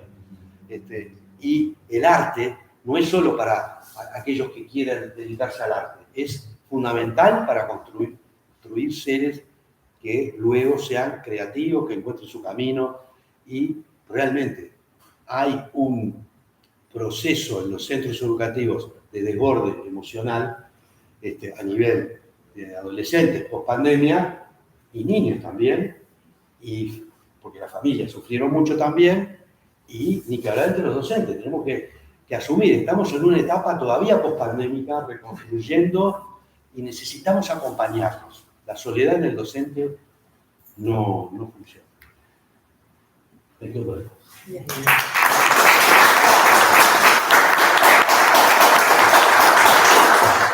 que vamos a hacer ahora es una intervención de ustedes con algún aporte o algún comentario. Lo que vamos a hacer es mantener un margen de 3 minutos, un poco para que se haga más dinámico, y después volvemos hacia los panelistas para que ellos hagan alguna devolución o una repregunta. ¿Ah? Creo que van a tener que acercarse por acá. Entonces capaz que van a tener que acercarse para hablar. Así. ¿Qué pasa al frente? ¿Pero por dónde sale el cable? No sale de aquí. Si había preguntas en YouTube, me parece ahí, ¿no? Ah, ahora yo miro. ¿Hay preguntas? Allá, ahí no sé, no tengo manera. ¿Quién rompe el hielo con alguna intervención? ¿Podemos leerlo? Vamos, que yo sé que hay muchas cosas a decir. Pablo, vení para acá. Pero se escucha bien. Por la transmisión necesitamos, estamos transmitiendo en vivo a todo el país.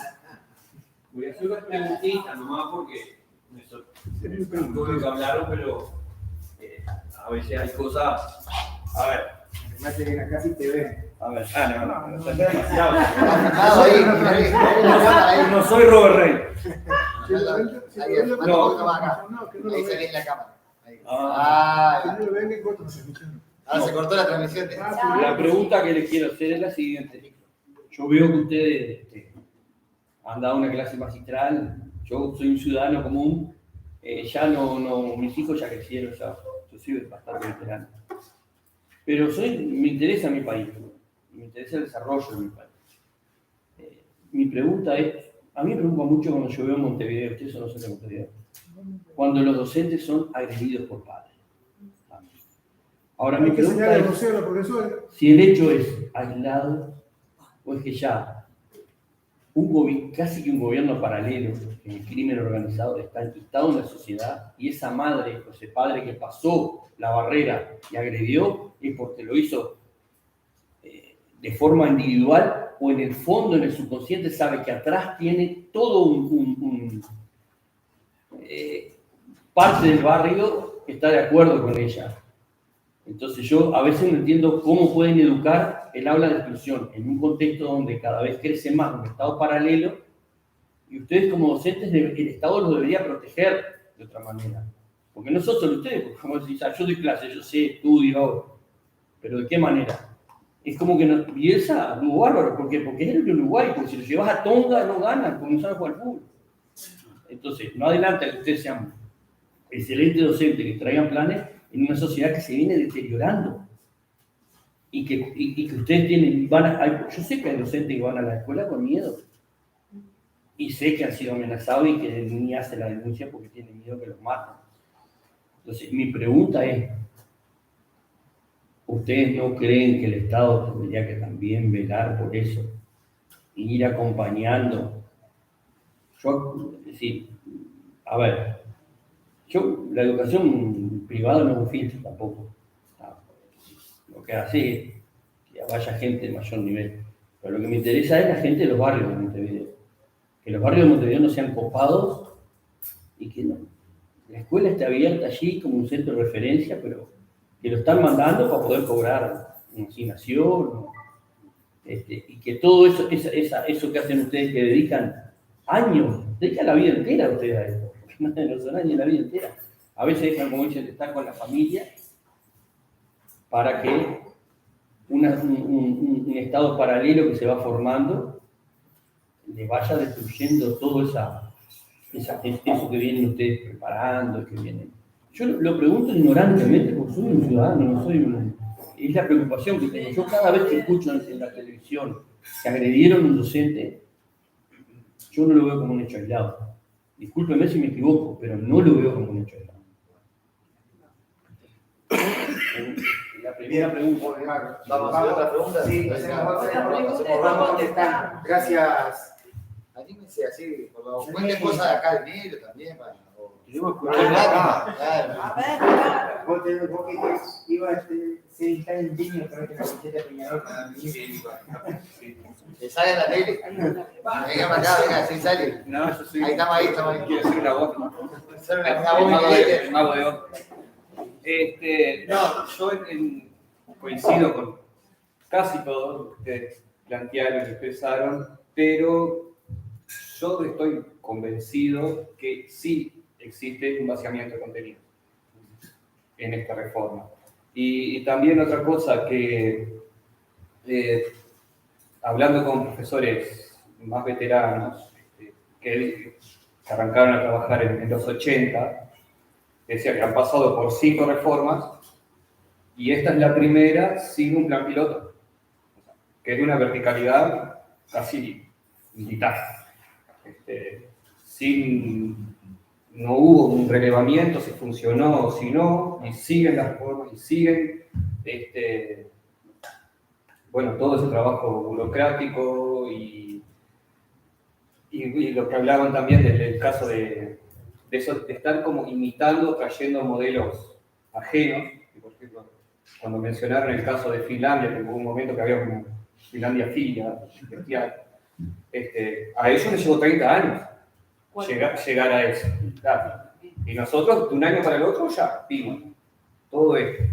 Y, por ejemplo, en la asignatura que yo dicto, que es literatura, que hace unos días se hicieron públicos los programas para primero de bachillerato, hay un vaciamiento y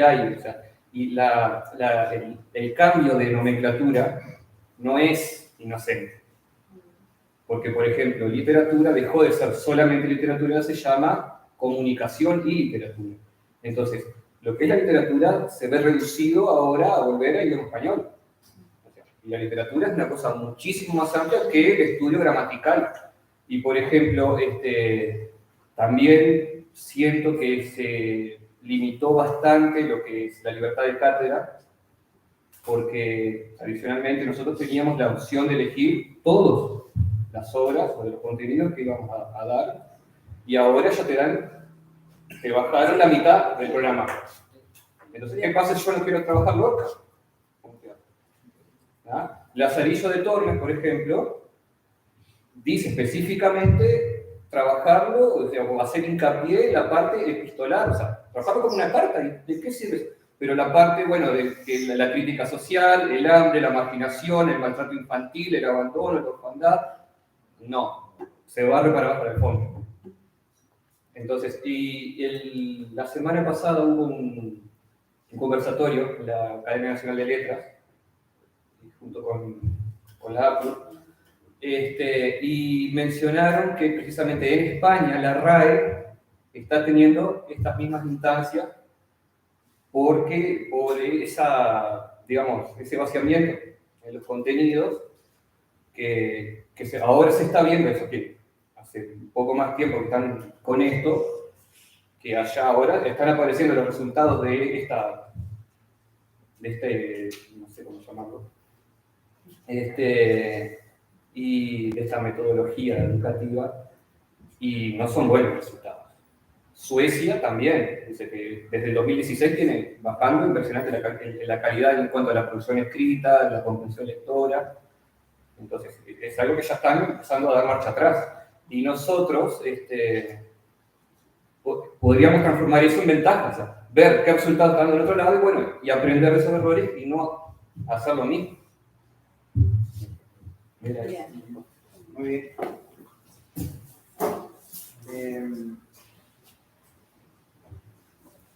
¿Alguien más? Espérame, yo, si me dejas hablar. 3 minutos, ¿no? 3 minutos. Sabés que son 3 minutos, ¿no? Tiene pinta que Vos sabés que yo te muevo, te zarandeo. 3 minutos. Ya empezó. Voy para ahí. Vení que te ve la cámara. No, si ve la cámara, me contrata. Bueno, te contratan ahora. Me ve a la cámara, a ver cómo estoy. Qué bien. Ah, bien. Qué viejo lindo, ¿no? Bueno, yo voy a hablar de empatía. ¿De qué? Perdón. Empatía del docente. Ah, Porque yo he hablado de una escuela donde pasan 25 docentes y ninguno saluda. Ni buen día, ni buenas tardes, ni lo empuja siquiera, por un lado. Y hay que hacer una especie de zaranda, me parece. Yo como aparato eléctrico, que haga clase A, con los profesores también hacen clase A, porque yo viajé 6 años a Río Blanco y subían muchos chiquilines en el trayecto hacia la escuela de Río Blanco y hacia una escuela que hay que hacer un puente por encima, no me acuerdo. Y habían 2 alumnos, Lorenzo y Leopoldo, que eran clase A. Entonces cuando subían los otros alumnos, ellos te preguntaban, mañana venís a la escuela. Mañana venís a la escuela. ¿Por qué? Dice, porque vos sabés que mañana Fabiana no viene porque va a ser pars. Me parece que eso es contraproducente, desde mi punto de vista. Yo me quedé en una escuela donde mi madre trabajaba en la escuela y yo a los 4 años yo sabía escribir y leer. ¿Por qué? Porque en la escuela vivía una señorita de apellido Huguet, que nunca supe el nombre, y como ella dormía en la escuela, me enseñaba. Y yo no sé si medio aprendí o no aprendí, pero aprendí. Entonces yo creo que el maestro hoy, el docente hoy, tiene que lograr la empatía del alumno, el vecino, el padre, la madre y los demás profesores. No hablar entre ellos, pelearse entre ellos. Se peleaban por el asiento del ómnibus. Porque yo lo contraté al 4, sí, pero me piqué en el 6. Yo pienso que el profesor tiene que tener una empatía para con toda la sociedad. Donde no tengan esa empatía, donde sean censurados, no van a dar, donde no se vistan bien, van mamarachentamente vestidos de escuela, con el terno y el mate. No puede ser. No puede ser. Ahora, antes la señora maestra. 3 minutos ya está. Antes de la señora maestra. Antes de la señora maestra, el señor maestro. No, a mí que no me diga la señora maestra. Ahora, che, ¿no soy la maestra? Sí. Eso no me parece que hay que profesionalizar la cosa y que haya empatía de los profesores con toda la sociedad. Donde no haya empatía, la cosa no va a caminar, por más que busquemos reformar y busquemos lo que busquemos. Clasificar los profesores. Gracias. Siempre son bienvenidos. Compañero, ya. Bien, adelante. No me quería pedir la palabra porque no me quería extender. 3 minutos. 3 minutos. Bueno, primero me parece que... Ya bien, ahorita casi se ve la cámara. Las cámaras. Está acá, ahí, Bueno, me avisaba. Está saliendo en Montevideo. Dice el bruto, ¿no? Sí.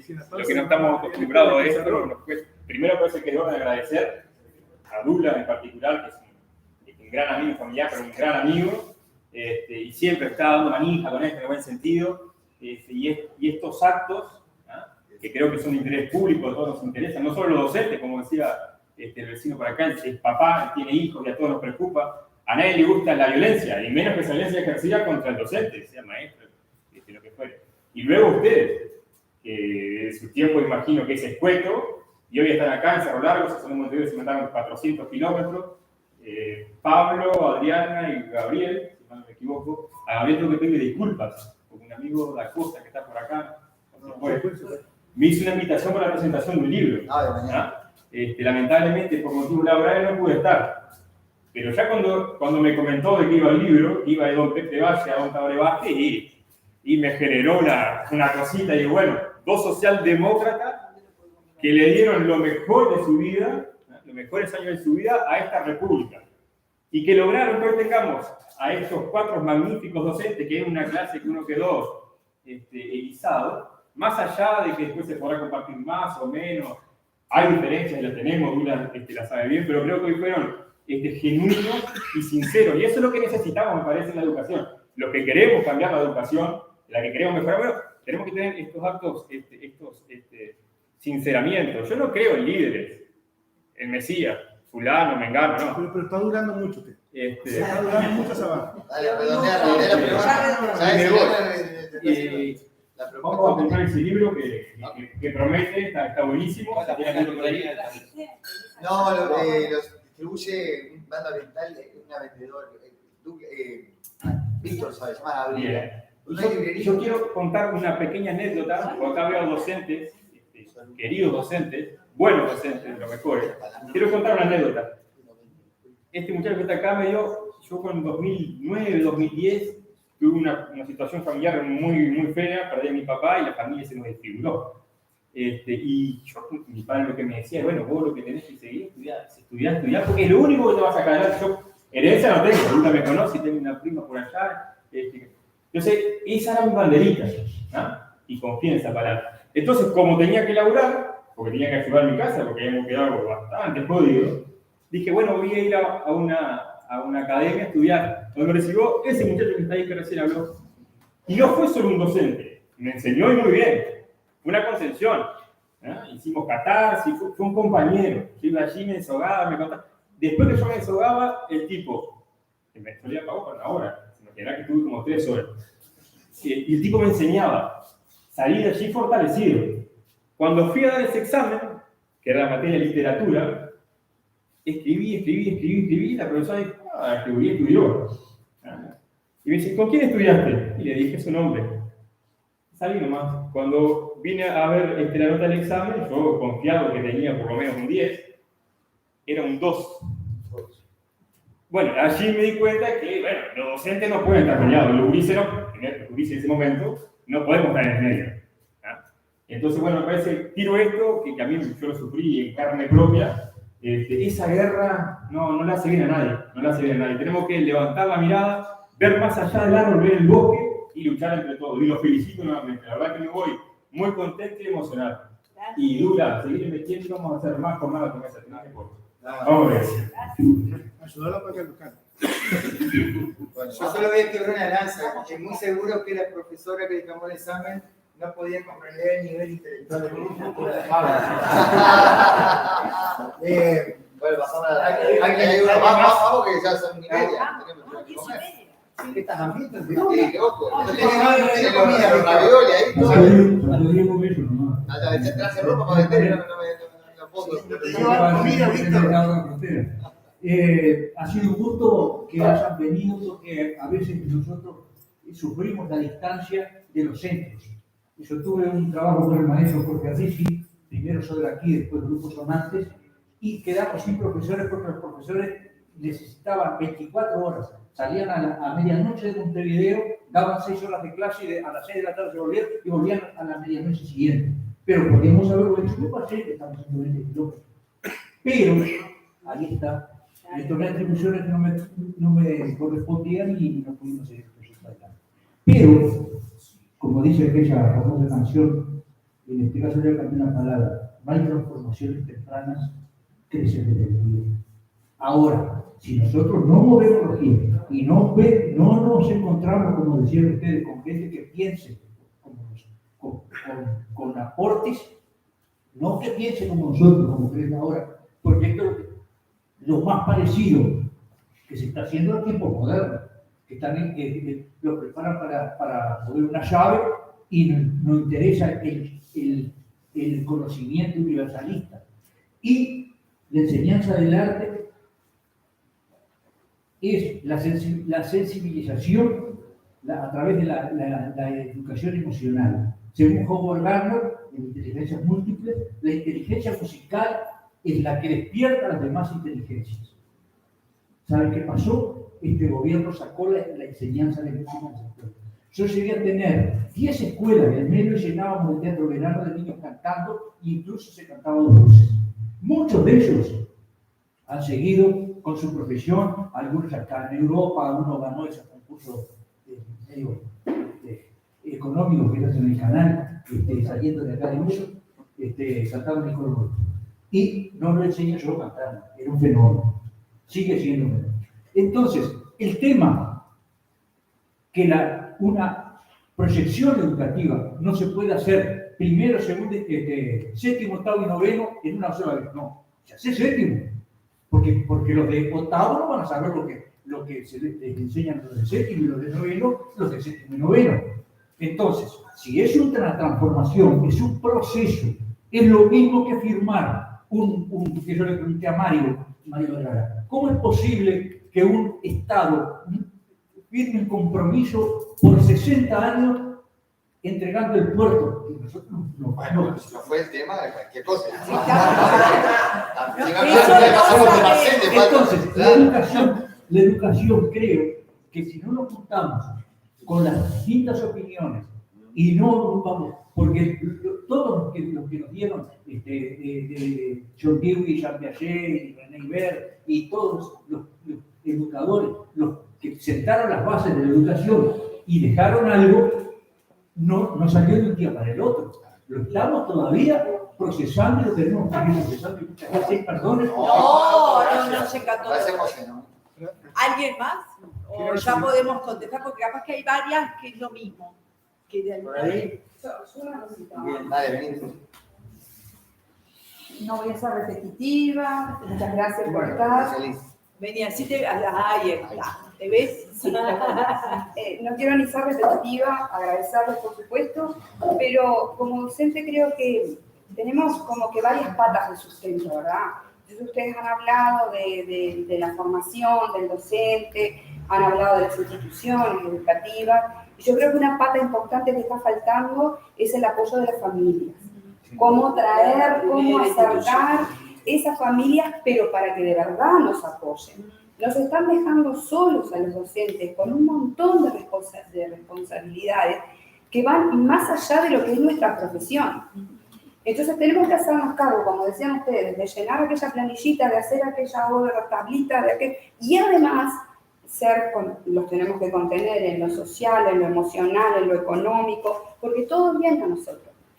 ¿Y dónde está ese tiempo que nosotros queremos para crear? Para hacer cosas diferentes, para realmente hacer una educación que atrape a esos chiquilines y quiera que ellos pertenezcan a esos centros, como decían ustedes. Nos falta tiempo, pero nos falta tiempo y ese otro apoyo. Tenemos las instituciones bien, tenemos los profesores con ganas de hacer las cosas, tenemos los chiquilines 30 con distintas situaciones, cómo las manejamos si además de tener todo eso, no tenemos el apoyo de la familia. Eso es un tema que realmente a mí me preocupa, yo ya estoy para irme, pero me preocupa de que se tome eso, de que no sé si la palabra que se exija es la mejor, parece que se exija la presencia de los padres y el acompañamiento a sus hijos, porque son sus hijos. Ellos tienen que tener el apoyo nuestro con lo que la familia ya está haciendo. Muy bien. Muy bien, si no hay alguien más, cerramos así, ellos hacen un redondeo de todos sus aportes o interrogantes. No sé quién arranca. No, yo sí que tendré. A ver, y capaz que ya le contesto. ¿Cómo es tu nombre? Nancy planteaba el tema de el vacío. Y esto tiene que ver un poco con lo que hay un sociólogo, Bauman, habla de la modernidad líquida y de la fluidez de esas instituciones sólidas hoy en día. Una de esas instituciones que está en estado de fluidez, de liquidez, pero no porque quiera, sino por este paradigma, es las familias. Por eso, a veces, ¿qué hacemos? Bueno, a ver, uno no puede mandar a los padres, decirle, tiene que estar presente o tiene que actuar, porque no pueden, porque no está en sus estructuras, y eso es lo que yo planteaba al principio. La segunda institución que le sigue educativa en un sistema, que es la institución inicial y primaria, tiene que hacer frente a ese gran desafío. Y voy a aprovechar a contestar la pregunta sobre la violencia social y su repercusión en las instituciones educativas. Recuerden que la violencia social está instalada, y lamentablemente, frente a los caos sociales, cada vez hay mayor violencia. Y la violencia, cuando no se logra apaciguar, genera más violencia. ¿Y a dónde va esa violencia? A las instituciones más vulnerables. Las instituciones educativas son las instituciones más vulnerables de cualquier sociedad. Por eso ahí, podemos decir, bueno, vamos a tratar, no, tampoco. ¿tá? El tema de agresiones no es cuestión aislada, se está dando, mucho no se denuncia, porque sobre todo, por ejemplo, los maestros, para evitar el tema del paro al otro día, por un tema en Montevideo, muchas veces hasta evitan generar eso, porque si no tendríamos que estar de paro casi todos los días. Pero es un tema social que nos lleva a todas las instituciones por delante, también a los policlínicos, en las instituciones hospitalarias pasa. Hoy la agresión también tiene que ver, otra vez, el desprestigio que hay del docente dentro de una sociedad. También, que eso es parte de esa deconstrucción. Los prestigios también se construyen, y tiene que ver con lo que también hablaba Gabriel y Pablo, de esa formación de institución, vamos a decir, universitaria, que acredite también ese prestigio, pero no por decir tengo el título, sino por la propia formación que nos hace falta a los docentes construir. Sigan ustedes, porque ya me olvidé de las preguntas. No, yo comparto eso, creo que, yo le digo un programa porque lo del hambre, tenemos que hacer un asado y charlar todas estas cosas, pero no por degradar la conversación, porque el tema de la violencia, la educación, eso es lo que dijo el señor de la empatía, los contenidos, ¿no? Y cómo en realidad pensar una educación para todas y todos, y que los docentes tengan tiempo de llevarla adelante de manera solvente y como un proyecto de país. Claro, no es un asunto que lo resolvemos contestando en 3 minutos. Me parece que igual ahí hay un punto sobre que yo subrayaría, ¿no? Que es lo que dijo Adriana, del estatus docente. Y el estatus docente no es una cuestión de ponerse galones y ponerse como medallitas, sino que la sociedad es un tema social, ¿no? Y lo que yo comenté al principio de cómo se discutía en la agenda de la educación también degradó el estatus docente, ¿no? La idea de que el docente es un aplicador, el docente tiene que cumplir un servicio solamente, porque hay muchas formas de violencia con los docentes. También hay docentes que son perseguidos por trabajar educación sexual y los padres le hacen acoso en redes, o por trabajar historia reciente y piden que lo destituyan, o destituirlo por sacarse una foto de un plebiscito, que al final no se destituyó. Pero hay una cuestión de subordinar a algún tipo de poder. La violencia en los barrios que conocemos muchas veces no tiene que ver tanto con el narcotráfico, sino con familias rotas por esa cultura de la marginalidad y la violencia, donde a veces algunos padres, algunas madres desconsideran absolutamente ya el rol docente como una parte que sea, digamos, complementaria con su vida. Incluso a veces pasa con los robos a las escuelas, que nos sorprende las escuelas que están en los barrios donde cumplen un rol de integración social, gente que les roba, ¿no? Eso creo que tiene que ver con una complejidad en nuestra sociedad, yo no que tenga la solución, pero que se soluciona con más educación, con expansión de la política educativa, con más tiempo y con, yo lo diría con, bueno, mencionó compañero socialdemócrata, que habrá un debate que nos vamos a leer, porque también acá en Melo hubo grandes propuestas de educación pública que provenientes del wilsonismo, porque la educación pública es un fenómeno diverso y plural en Uruguay. Y más Estado, pero no por ser más estatista, sino más políticas públicas, que se tiene que estar acompañada la escuela o el CAIF, ¿no? de un centro donde también haya referencias para los padres, de cómo poder después proyectar y acompañar a los chiquilines. Nosotros hemos vivido también un deterioro de las políticas sociales que acompañan. La educación sola no puede resolver todos los asuntos. Por eso yo hoy mencionaba al pasar, pero bueno, si tiene que haber más deporte, que estén integrados los clubes deportivos. Ustedes no saben, no sé cómo acá en Melo, pero la cantidad de predios que son municipales, de todos los cuadros de baby fútbol, de club de básquet, no sé qué, y no les ceden una hora para hacer deporte al liceo público. Pero ahí se requiere política de Estado. Yo creo que eso... Ahí te punto, no es necesaria política de Estado para eso. Sí, no hay una necesidad de política de Estado. Son intercambio, te digo porque a mí me pasó como director de un centro. Había un centro disponible, nosotros no teníamos donde los chiquilines practicar deporte. Y lo autorizaron. Charlas va, charlas viene, logramos convenios para que, o sea, un convenio marco que lo hicimos con la institución. Bueno, pero eso se podría replicar para otros. En otro caso no pasa. Nosotros teníamos el uso de la cancha. Pero eso es una política de Estado, una política de Estado. Cuando yo digo política de Estado, no tiene que ser todas iguales. Pero tiene que estar articulado. Miren, en Montevideo, yo vivo en el Prado, para que conozcan, hay un lugar que hay 3 liceos juntos. 3 liceos, 59 y 63, son 3 liceos. No comparten el gimnasio.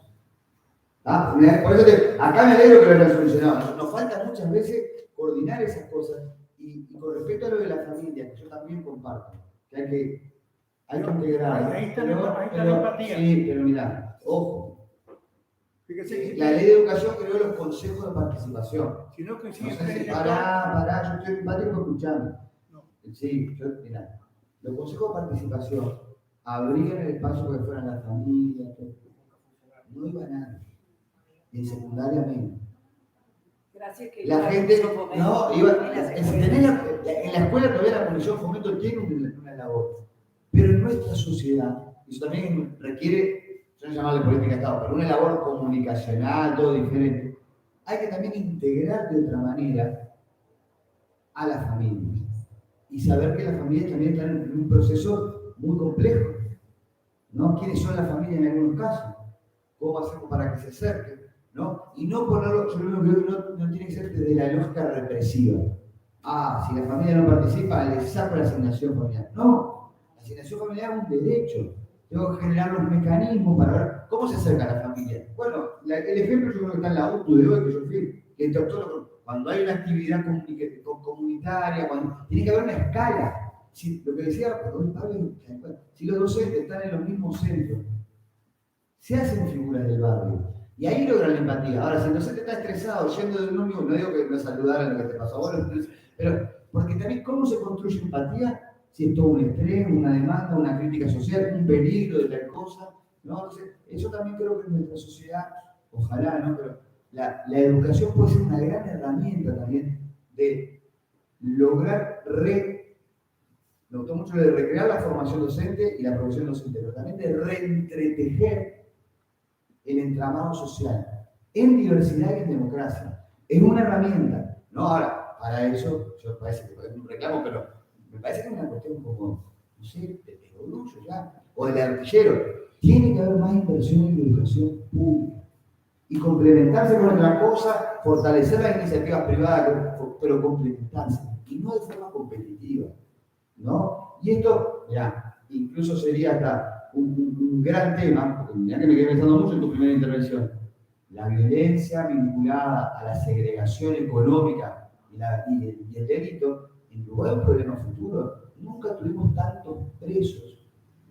Ustedes no saben, capaz que lo saben, pero cuando tenés alumnos que el padre y la hermana están presos, los valores de esos gurises son re complicados de tratar. Y después tenés una psicóloga para todo el departamento, entonces La sociedad es muy violenta con esa exclusión, ¿no? Hay que tener otro tipo de políticas también. Insisto, capaz que hay algunos asuntos que tenemos que pedir de la educación, pero que son de valores generales que la sociedad también está avalando, ¿no? Que, bueno, también va a haber que cambiarlo y pensar una educación para las cárceles, cómo integrar a esta familia, tener otros espacios para eso. Sabemos que se empobrece la educación, se empobrece el entramado social, aumenta la violencia y al revés, la transformación educativa profunda, creadora, es comprendernos con nosotros para mejorarnos y dignificarnos, ¿no? Pero bueno, esos temas seguir charlando, ¿no? Y hacemos el cierre con Pablo y cortamos la jornada, porque sé que hay muchos que están cansados, que vienen con un bagaje todo el día. Con hambre. Víctor no le dio comida, yo con la comida. Puro café y cigarro. No, muy breve por ahora. Esto como el puntapié inicial que desagradezco todas las intervenciones porque todas son significativas y nos disparan otras cosas, pero bueno, el tiempo ya agotado. Entonces, telegrama nada más. Cuando vino la pandemia, veníamos en los meses previos de la pandemia, una violencia contra docentes uno tras otro, sobre todo contra maestros. Sí. Era todos los días, había una noticia. Después de la pandemia tuvimos como una luna de miel.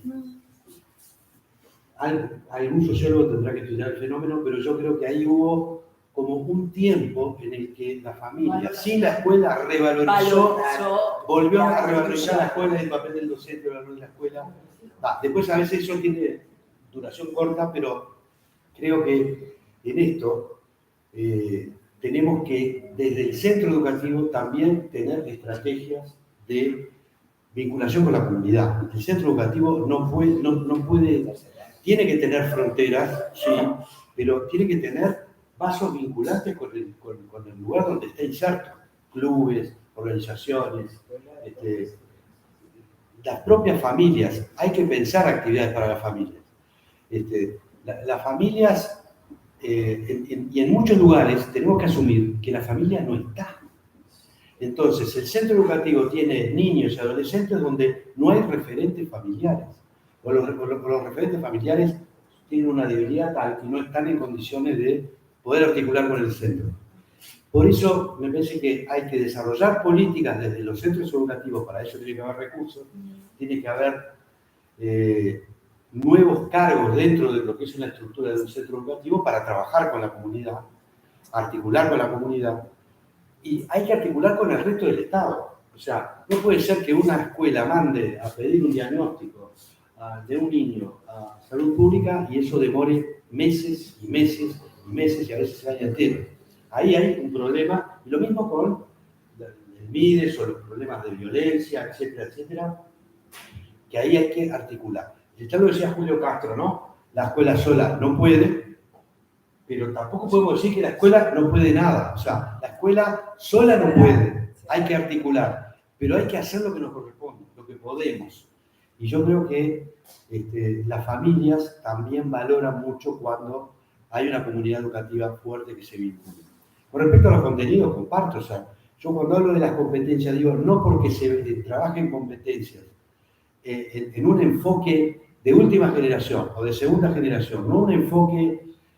Por eso decía que era polisémico el concepto. Hay quienes, como cuando se trabajó por objetivos, eso vino del mundo empresarial. Obviamente que el tema de competencias viene del mundo empresarial. El problema es cómo nosotros nos apropiamos y lo reformulamos, como reformulamos lo de los objetivos. Entonces, yo creo que sí, que se apostó a bajar, hay una disminución de contenidos, pero ahí es donde hay que apelar al cuerpo docente, o sea, que cambie un programa, que cambie un plan. Yo empecé a trabajar, empecé a trabajar en dictadura. Y decía Reina Reyes que en los resquicios de la educación se plantaron semillas de democracia. Y uno lo vio. Yo me cansé de dar, perdón que haga un ejemplo referencial, la separación de poder, la Revolución Francesa, las instrucciones del año 13 de Artigas, o sea, eran elementos de de ir sembrando, aún porque ahí es donde el docente se tiene que empoderar. Yo sé todo el agobio que hay, pero a la vez digo, no hay que renunciar a las convicciones que un docente tiene sobre lo que tiene que hacer en el aula. Y bueno, muchas gracias.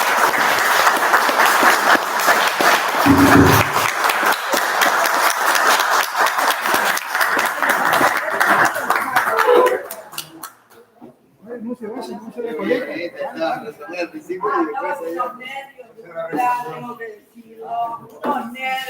Vamos a la colecta, párense. Ahora, ¿A dónde vamos a comer? Seguimos la comida.